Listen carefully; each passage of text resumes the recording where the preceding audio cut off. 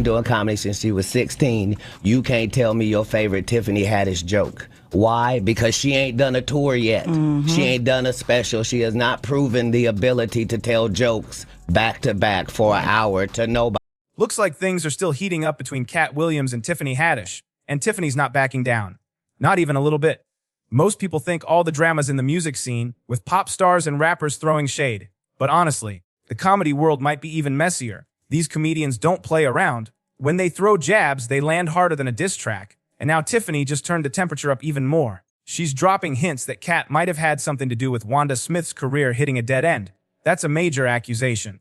And now fans are sitting there like, wait, is she calling him out with receipts, or just throwing him under the bus out of spite? Either way, it's getting real. And trust me, this is no laughing matter. It's turning into a full-on mess. Now at first, beef between Tiffany Haddish and Katt Williams might seem kinda random. But let's be honest, when it comes to Katt, drama has a way of showing up uninvited. And they already ready to down Monique and up somebody who has showed them Girls Trip. Did you think she wrote Girls Trip, goofball? Right. Or do you think that was already a script and they handed it to her? It's up to you, whatever you want to believe. But the movie the Girls Trip movie? Yes, ma'am. The one with with three of our greatest black actresses in it? You mean that one? Right. But I'm just saying, Tiffany Haddish. Ma'am, you could have had that role and everything that happened would have happened unless you thought you were necessary to write the Saturday Night Live monologue. Things really started popping off when Katt Williams pulled up on Club Shay Shay and didn't hold back. He straight up aired out Tiffany Haddish. He claimed she lied about ever performing at the Comedy Store. According to Katt, she never even touched that stage. And that wasn't all. Katt kept going. He said Kevin Hart was basically an industry plant, only put on to clear the path for Tiffany. In his words, Kevin was the reason Tiffany blew up in the first place. Basically, Katt was saying there are no real gatekeepers in comedy, but somebody definitely opened the gate for her. Tiffany, yeah, she wasn't having any of that. She fired back saying she earned her spot through real hustle and years of grinding, and then dropped her resume like she was on LinkedIn Live. And she didn't stop there. She tossed a little shade his way. I'm not mad. I just wish he'd get his facts straight about me. Dang, maybe I should shoot him a reminder text. Oof, that's cold. Then she hit him with another slick jab. Yeah, sure, that's Katt Williams. He kind of looked like Charleston White. Still no response from Katt. So what did Tiffany do? Yep, kept going. She straight up called him out for being an addict, but then tried to smooth it over by posting something like, looking forward to working with you again, Katt Williams. It's gonna be fun, because I'll be talking mess on set every day. And she added, Katt Williams says he doesn't have a substance abuse issue, and I believe him. But then, and here's the twist, she threw in this curveball about his Emmy red carpet look. But that lighter leash had me second guessing. A brew. That's not a jab. That's a whole haymaker. Fans were like, hold up. Tiffany calling out his habits. The same Tiffany who's been in the news for back DUIs. Yeah, the internet did not let that slide. And don't even get folks started on that serious lawsuit she was involved in with some heavy allegations. But here she is, coming at Katt for lighting a spark when she's been dodging fires of her own. At this point, this feud, it's not just messy, it's blazing hot, and neither one of them seems ready to cool it down. Even though Katt hasn't clapped back just yet, the beef is definitely still alive, and fans are starting to think Tiffany's holding a serious grudge. Some even say she blames Katt for how things fell apart with Wanda Smith's career. And now, all roads lead back to Tiffany. So let's rewind to 2018 and see how this all really started. I think they can rewrite history. Guy Torrey did a beautiful special about the Comedy Store and Fat Tuesday, where he said that Steve and Cedric and Kevin Hart and Tiffany Haddish came through there and made... All lies. Steve and Cedric never performed at the Comedy Store at all. Tiffany was only seen at the Laugh Factory. The year this whole drama really blew up, that was when Katt Williams showed up at Wanda Smith's radio show. What was supposed to be a laid-back interview? Yeah, that went off the rails real fast. At first, everything was cool. Just laughs, vibes, the usual banter. But the second Tiffany Haddish's name got brought up, the energy in that room flipped instantly. See, Katt's never really been a fan of Tiffany's comedy. And in classic Katt Williams fashion, he didn't hold back. He kept it raw. He flat out said she hadn't earned her spot in the comedy game, even though she's been hustling since way back. But Katt wasn't just tossing a little shade. He unloaded. He claimed Tiffany had never headlined her own tour. Never dropped a real, full stand-up special. And then came the bombshell. Katt said she wasn't where she is because of talent or grind. Nope, according to him, she was placed. An industry plant. In his eyes, Tiffany didn't rise up. She got picked. No one in Hollywood has a memory of going to a sold-out Kevin Hart show, there being a line for him ever getting a standing ovation at any comedy club. He already had his deals when he got here. Have we heard of a comedian that came to L.A. and in his first year in L.A. he had his own sitcom on network television and had his own movie called Soul Plane that he was leading? No, we've never heard of that before that person or since that person. What do you think a plant is? Didn't Kevin open the gate and let Tiffany in? Ain't he now opening it up for...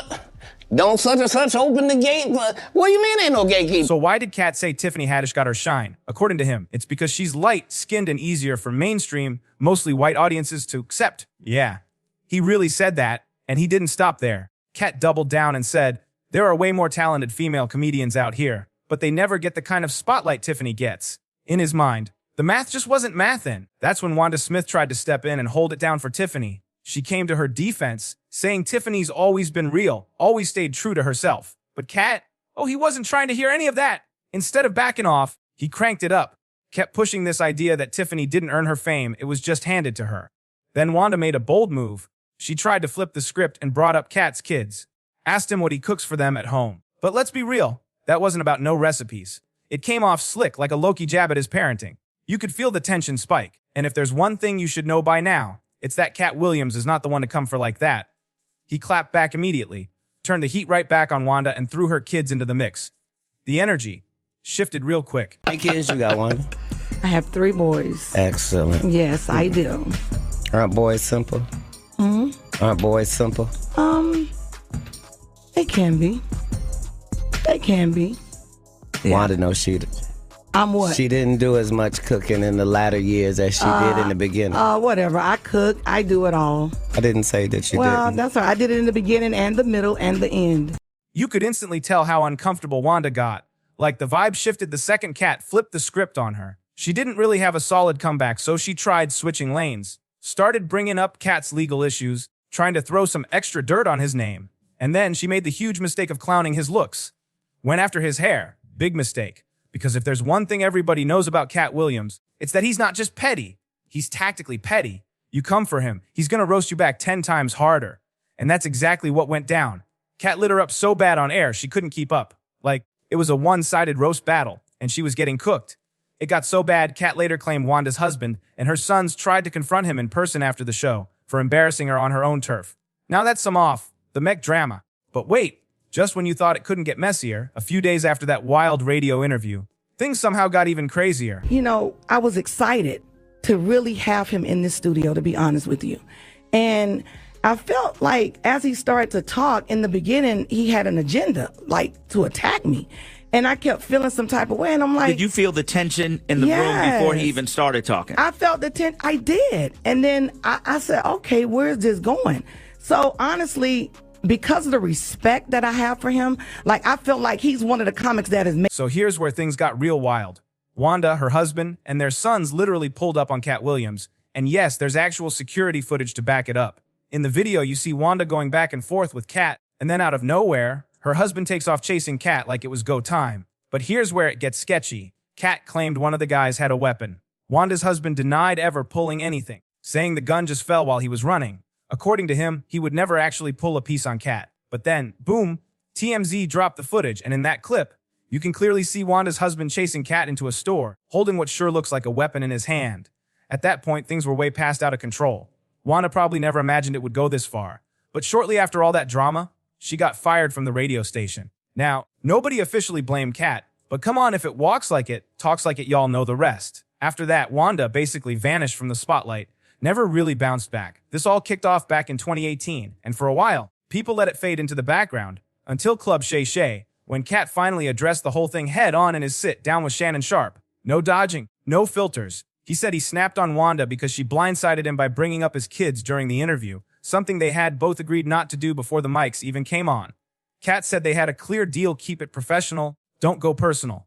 And if you know anything about Katt Williams, you know he protects his private life at all costs.